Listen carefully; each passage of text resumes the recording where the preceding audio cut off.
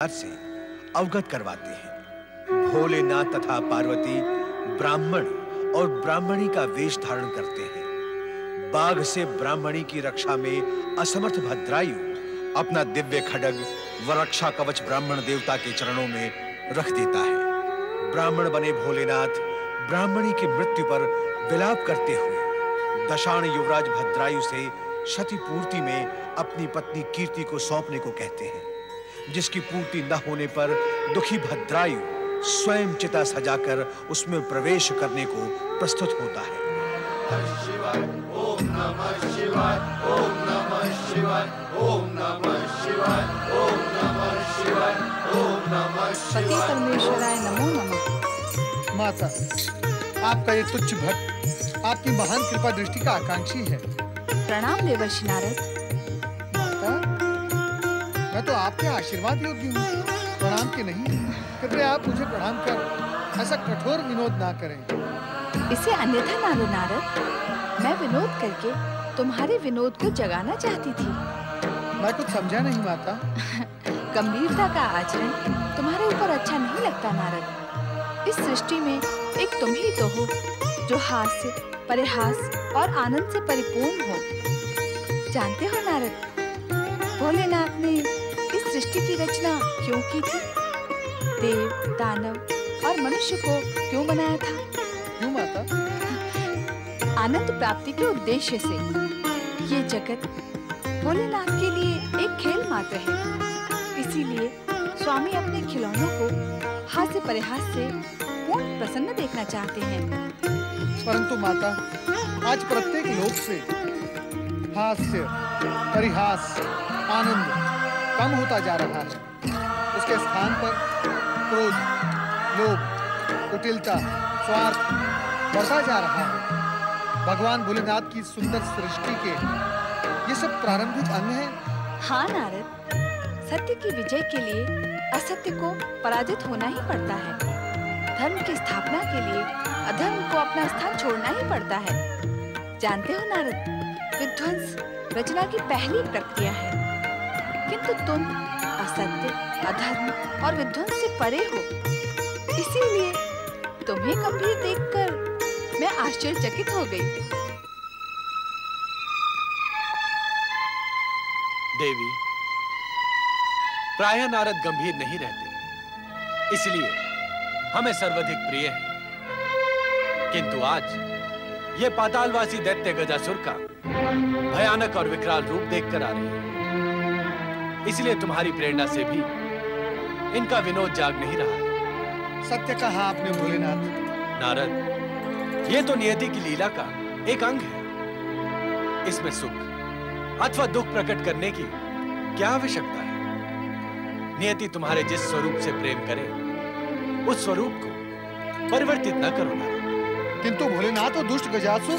तुम्हारी जिज्ञासा हमें प्रिय है नारद, क्योंकि उसमें जन कल्याण का उद्देश्य छिपा रहता है। तीनों देवियों ने अपनी शक्ति से जिस महिषासुर को। महिषासुर?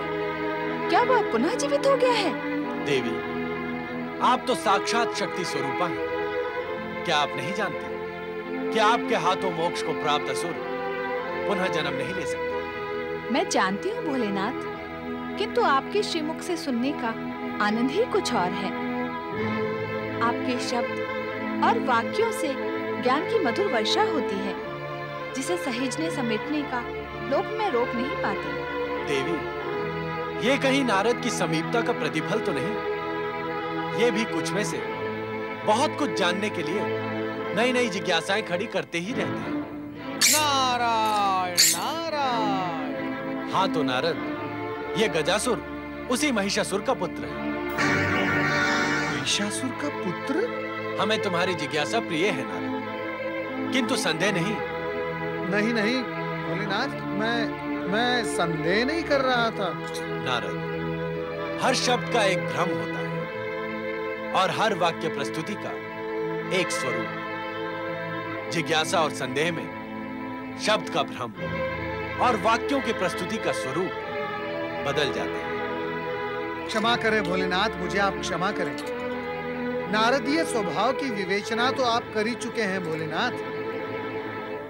सब अहंकार से भटकते हैं, परंतु नारद जिज्ञासा से भटकता है भोलेनाथ। तो अब तुम्हारी जिज्ञासा कहाँ भटक रही है नारद?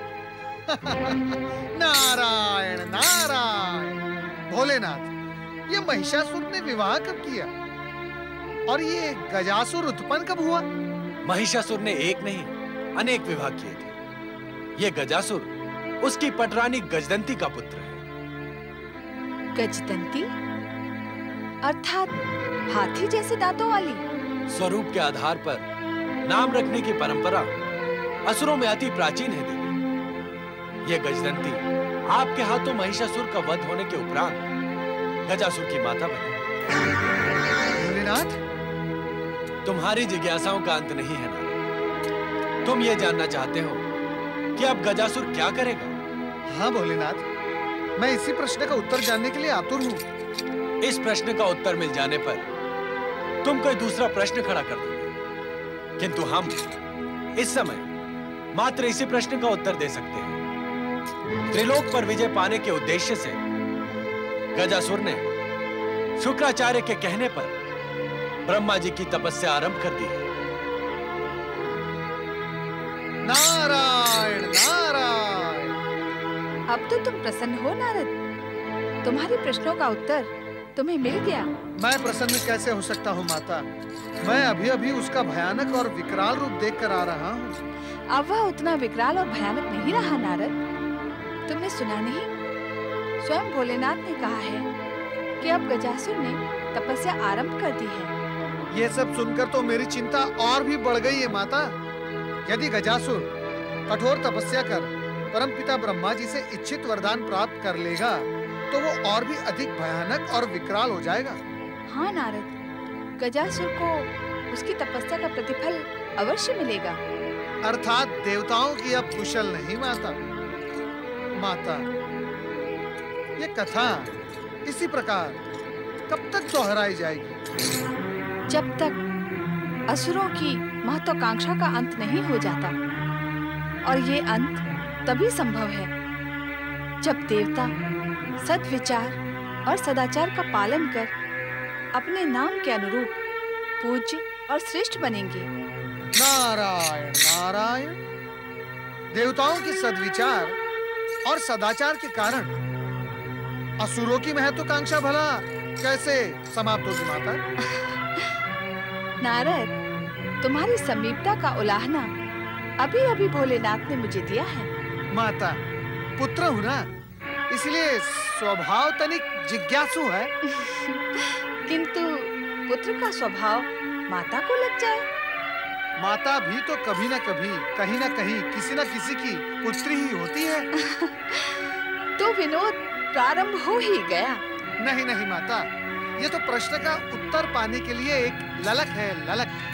नारद, जब देवता सद्विचारों का आश्रय लेकर सदाचारी बनेंगे तो त्रिदेव के आशीर्वाद से उनकी शक्ति में वृद्धि होगी और तब उन्हें असुरों से भयभीत होकर त्रिदेवों के पास भागना नहीं पड़ेगा और तब वे दृढ़ता से असुरों का दमन भी कर सकेंगे। नारायण नारायण। क्या ये संभव होगा माता? नारद, इस सृष्टि में असंभव कुछ भी नहीं है। आप देवर्षि हैं।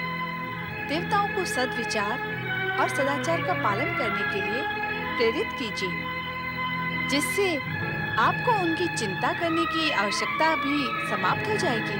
नारायण नारायण। माता, देवताओं को सद्विचार और सदाचार का पालन करने के लिए प्रेरित करना ये मेरी चिंता से भी अधिक कठिन कार्य है।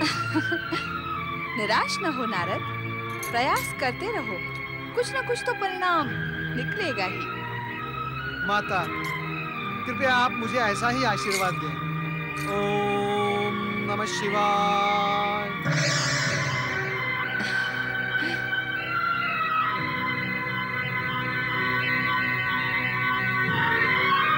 ओम ब्रह्मणे नमः। ओम ब्रह्मणे नमः। ओम ब्रह्मणे नमः। ओम ब्रह्मणे नमः। ओम ब्रह्मणे नमः।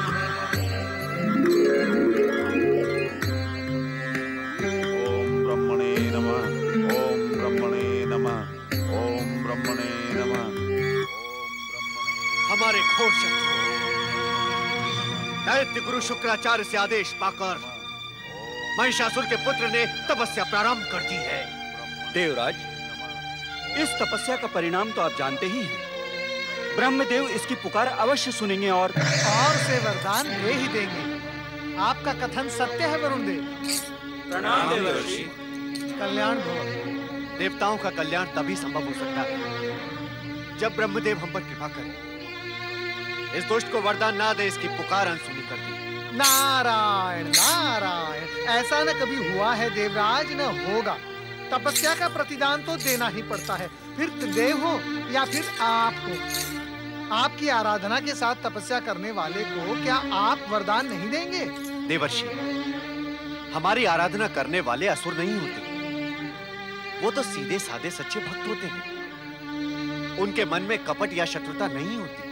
नारायण नारायण, देवराज आप इस असुर के मार्ग में कितने ही बड़े संकट खड़े कर लें, परंतु ये अपना वरदान प्राप्त करके ही रहेगा। भगवान भोलेनाथ ने भी यही भविष्यवाणी की है। हमारी चिंता पर आप प्रसन्न हो रहे हैं, ये तो अच्छी बात नहीं। नारायण नारायण, देवराज आप नारद की भावनाओं को समझने में भूल कर रहे हैं। मैं प्रसन्न नहीं हो रहा हूँ, कदापि नहीं। मैं तो आप में प्रेरणा जगा रहा हूँ कि आप असुरों से भयभीत होना छोड़कर सदाचार और सत्य का आश्रय लें। आप अपनी शक्ति को संचित और सुसज्जित करें। यदि ये असुर वरदान प्राप्त कर भी लेता है, यह आवश्यक भी तो नहीं कि वो स्वर्ग पर आक्रमण करेगा ही। देवर्षि, हमें हर संभावना के प्रति सचेत रहना आवश्यक है। आप तो स्वयं ब्रह्मा जी के मानस पुत्र हैं। आप ब्रह्मदेव को प्रेरित कर सकते हैं कि वे इसे वरदान ना देकर असुरों को वरदान देने की परंपरा को समाप्त कर दें। नारायण नारायण, देवराज आप मुझे क्षमा कर ही दें, क्योंकि परमपिता ब्रह्मा जी को परामर्श मैं नहीं दे सकता। ये धृष्टता मुझसे नहीं होगी।